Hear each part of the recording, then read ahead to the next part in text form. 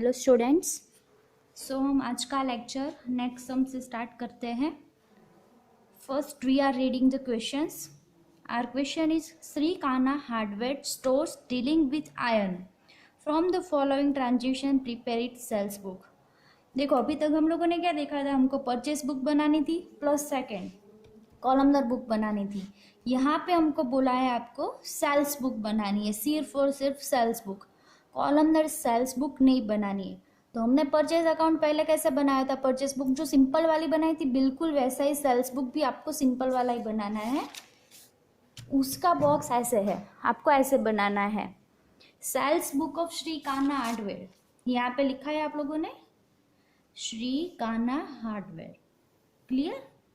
तो ये हो गया हमारा title, sales book of Shri Kanha hardware.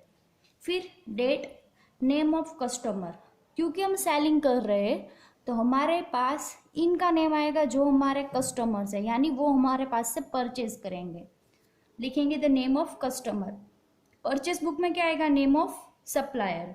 Clear? यहाँ पे आउटवर्ड नंबर आएगा, वहाँ पे आएगा हमारा इनवॉइस नंबर। तो ये दोनों चीज़ें आपको ध्यान में रखनी है। फर्स्ट तो नेम ऑफ कस्टमर आएगा, क्योंकि हम सेलिंग कर रहे हैं तो हमारे सामने जो होगा वो हमारा कस्टमर बोला जाएगा। Second one is outward number, फिर LF अमाउंट रुपीज, ये तो जैसे था ही वैसा ही।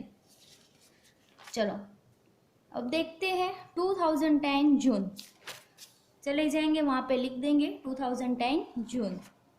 फर्स्ट डेट को ट्रांजेक्शन हुआ था, पहले हमको देखना है ये सेल्स है तो ही आगे बढ़ना है, प्लस सेकेंड कि ये क्रेडिट ट्रांजेक्शन है तो ही आगे बढ़ना है। दोनों में से अगर एक चीज़ भी नहीं होगी ना तो हमको वो ट्रांजेक्शन कैंसिल करना है। क्लियर? आगे हम लोग क्या देखते थे, परचेज है तो ही आगे बढ़ो, लेकिन यहाँ पे हमको जो बोला है वही देखना है। सेल्स बोला है तो सेलिंग के बारे में ही सोचना है, परचेज के बारे में नहीं। परचेज दिया हो, परचेज रिटर्न या सेल्स रिटर्न, तो तीनों चीज़ों में से कोई भी आएगा आपको कैंसिल करना है ट्रांजेक्शन। और अगर सेलिंग के बारे में आया तो ही हमको आगे बढ़ना है। चलो रीड करते हैं। Sold goods of ₹15,000 to Kanan on 3 months credit and sent bill number 1340। Clear? चलो सोल्ड यानी सेल्स हुआ, सेकेंड क्रेडिट ट्रांजेक्शन बोला ही है आपको क्लियरली, तो हमारी दोनों क्राइटेरिया क्या हो गए, फुलफिल हो गए। तो अब हमको फर्स्ट डेट को इधर लिख देना है। क्लियर? फिर देखते हैं वापिस, sold goods of ₹15,000 to Kanan on 3 months credit and sent bill number 1340। Name आपको क्लियरली बोला है कानन, तो यहाँ पे लिखोगे आप कानन अकाउंट। बिल नंबर भी आपको बोला है तो लिखना है, अगर नहीं बोला है तो डैश कर देना है। तो यहाँ पे आपको बोला है 1340, तो वो आप यहाँ पे लिख देना। फिर आपको डायरेक्ट अमाउंट बोली, अगर ट्रेड डिस्काउंट होता तो माइनस करने के बाद जो अमाउंट आती वो हम लिखते, लेकिन यहाँ पे ऐसा आपको कुछ नहीं बोला है तो डायरेक्ट आपको अमाउंट लिख देनी है। क्लियर? लिख दिया हम लोगों ने 15,000। चलो फर्स्ट ट्रांजेक्शन कंप्लीट। देखते हैं सेकेंड, फिफ्थ डेट को जो हुआ था, sold goods of ₹10,000 at 5% trade discount to Makwana stores, labour of ₹600, bill number 1980। यानी यहाँ पे क्या हुआ, फर्स्ट सेलिंग तो हुआ ही, सेकेंड ये क्रेडिट ट्रांजेक्शन है, क्योंकि यहाँ पे आपको क्लियरली कुछ नहीं बोला है कि आप लोगों ने तुरंत पेमेंट किया था या फिर हाफली किया, ऐसा कुछ नहीं बोला है। तो आपको क्या समझना है, ये ट्रांजेक्शन क्रेडिट ट्रांजेक्शन है। क्लियर? लेकिन यहाँ पे दूसरी ये चीज़ ध्यान में रखनी है कि ट्रेड डिस्काउंट बोला है तो वो आपको डिडक्ट करना है। चलो हम लोग वो करेंगे, पहले 10,000 लिखेंगे हम लोग, फिर उसका क्या करना है आपको 5%, तो वो कितना आएगा 500। आपको पता ही है 10% करोगे तो क्या करना है, 10,000 का पिछला वाला 10 निकाल देना है, तो क्या आएगा आपका 1000।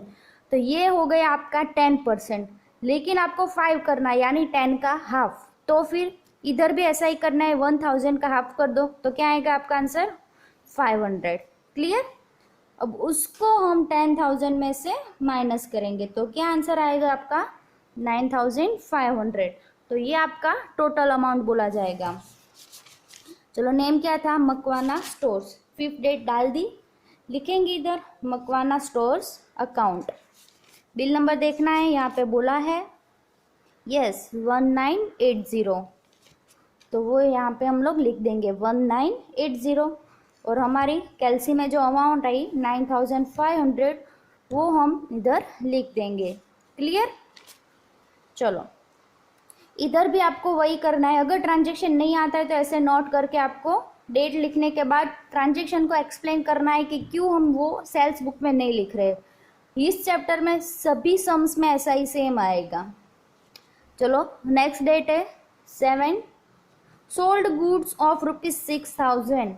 आपने गुड्स को सेल किया, यहाँ पे ₹6000 बोला है, यानी ये आप लोगों ने 4th चैप्टर में पढ़ा था, बिल्कुल वैसा ही है कि हम लोगों ने गुड्स सेल कर दिया, लेकिन किसको किया।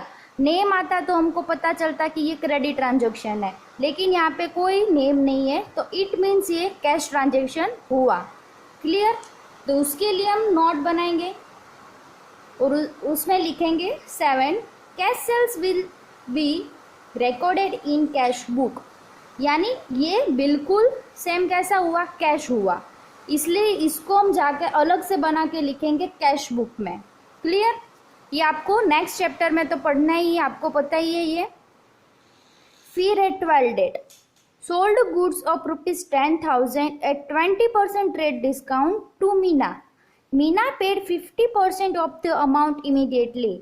यानी यहाँ पे हाफ अमाउंट उसने उसी टाइम पे पे कर दिया था, लेकिन आपको पता है उसको हमको क्रेडिट ट्रांजेक्शन गिनना है। तो ये हुआ हमारी first criteria fulfil, credit transaction. And the second one is ये हम लोगों ने सेल किया, यानी दोनों क्राइटेरिया हमारे फुलफिल हो गए।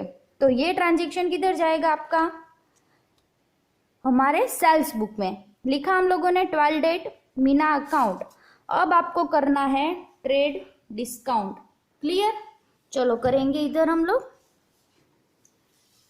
10,000 लिखेंगे, 10,000 इंटू 20%, 20/100 कितना आएगा 2,000।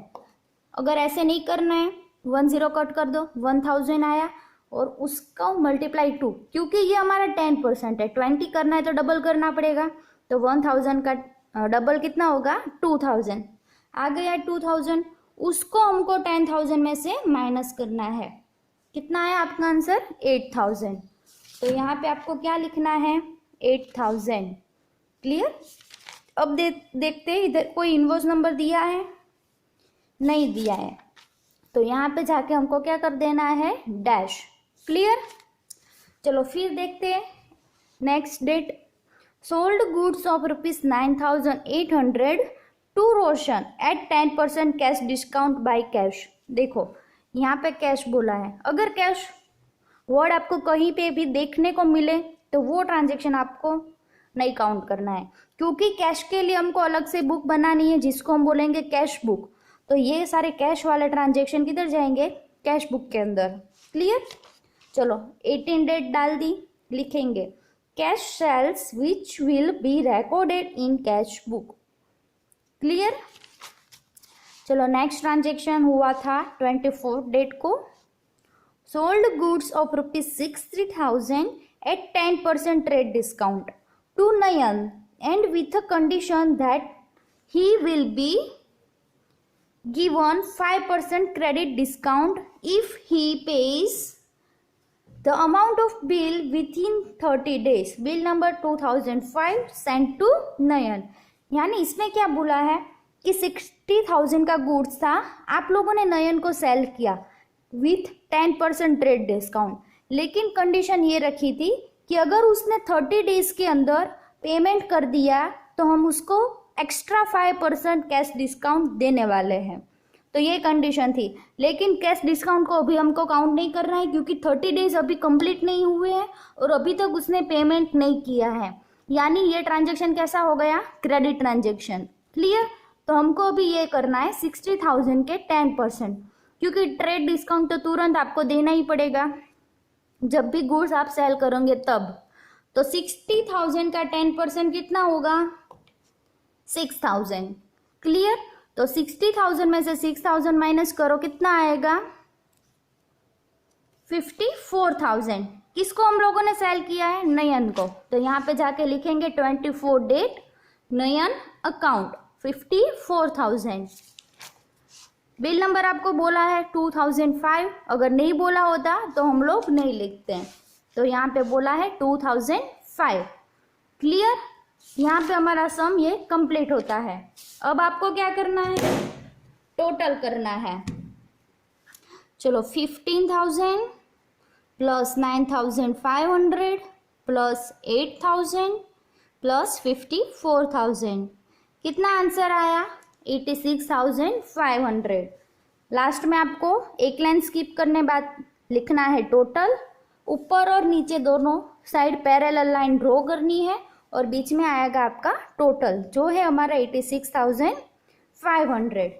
क्लियर?